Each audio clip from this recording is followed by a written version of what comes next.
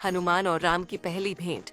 ऋषि मतंग के आश्रम में माता शबरी से भेंट करने के पश्चात श्री राम और लक्ष्मण पंपा सरोवर के दक्षिण दिशा की तरफ ऋषिमुख पर्वत की ओर महाबली वानर सुग्रीव की खोज में चल पड़ते हैं।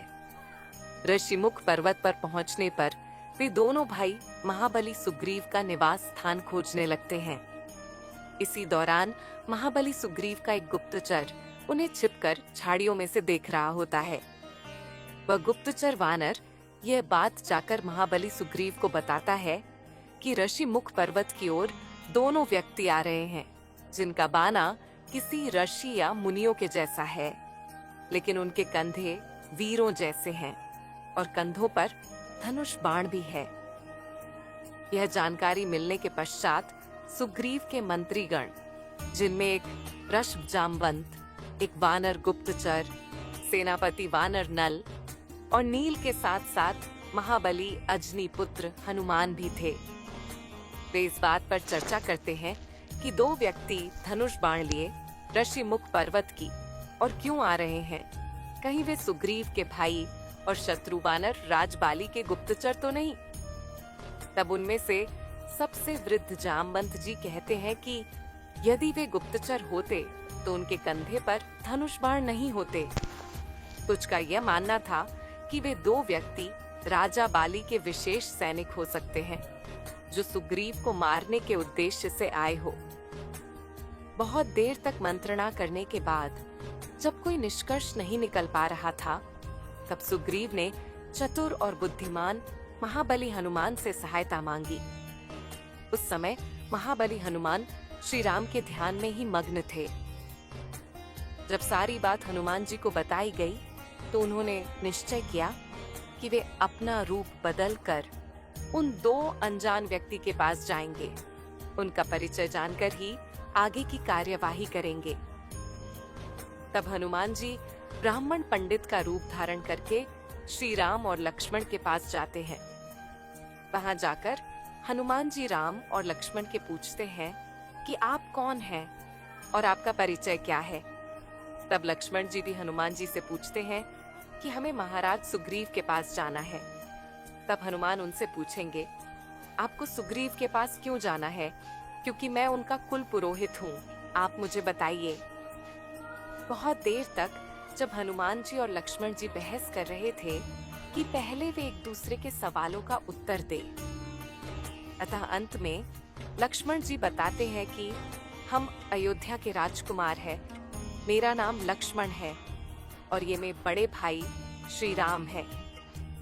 श्री राम का नाम सुनते ही हनुमान जी को अपने आराध्य श्री रामचंद्र ध्यान आते हैं, जिनकी वे वर्षों से भक्ति कर रहे हैं। वही श्री रामचंद्र उनके सामने खड़े हैं। श्री राम का परिचय पाकर हनुमान जी अपनी चपलता के लिए क्षमा मांगते हैं तथा भाव विभोर होकर अपना परिचय बताते हैं। हनुमान जी अपने वास्तविक रूप में आकर कहते हैं, हे राम, मैं आपका परम भक्त अंजनी पुत्र हनुमान हूँ और राजा सुग्रीव के आदेश पर आपको अनजान मानकर आपका परिचय पाने के लिए यह ब्राह्मण का वेश बनाकर आया था। तब बातों ही बातों में श्री राम और लक्ष्मण जी भी अपनी यात्रा का सारा वृत्तांत हनुमान जी को बताते हैं कि उनको माता शबरी ने भेजा था और वे दोनों सुग्रीव से मित्रता करने आए हैं। रावण द्वारा सीता हरण की बात सुनकर हनुमान जी सुग्रीव की आत्मकथा भी श्री राम लक्ष्मण को बताते हैं कि हमारे राजा सुग्रीव की पत्नी भी उनसे छिन चुकी है, अतः वह आपकी वेदना को समझ सकते हैं, जिससे आप दोनों एक दूसरे के लिए कल्याणकारी सिद्ध होंगे। तब हनुमान जी राम और लक्ष्मण को सुग्रीव के निवास स्थान पर चलने के लिए कहते हैं, लेकिन वहां का रास्ता काफी दुर्गम होने के कारण हनुमान जी विराट रूप बनाकर श्री राम लक्ष्मण को अपने कंधों पर बिठाकर हवा में उड़ते हुए सुग्रीव के पास ले जाते हैं।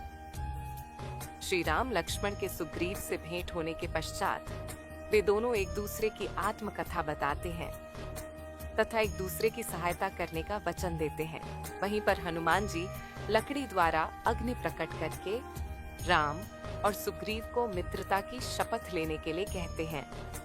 सुग्रीव और श्री राम की मित्रता होने के पश्चात सुग्रीव श्री राम से कहते हैं कि हे मित्र, हनुमान ने हमें आपकी पत्नी सीता के हरण का सारा वृत्तांत बताया है, इसीलिए मैं माता सीता की खोज करने में आपकी पूरी सहायता करूंगा।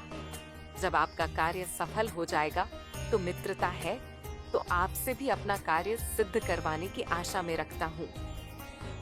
सुग्रीव की बातें सुनकर श्री राम कहते हैं कि हे मित्र, मित्रता का अर्थ यह नहीं है कि पहले आप मेरा कार्य करें और बाद में मैं आपका कार्य करूं। मैंने आपसे मित्रता की है, इसीलिए मेरा पहला धर्म यही है कि मैं पहले आपकी समस्या तथा कष्टों का समाधान करूं।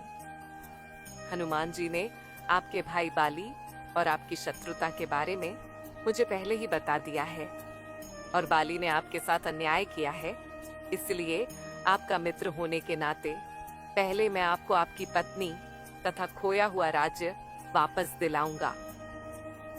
मैं आपको यह वचन देता हूँ कि बाली कल का सूर्यास्त नहीं देख पाएगा। और अंत में श्री राम कहते हैं कि मेरे रघुवंश के यहाँ परंपरा रही है कि प्राण जाए पर वचन ना जाए, इसीलिए मैं अपने प्राण देकर भी अपने वचन को निभाऊंगा।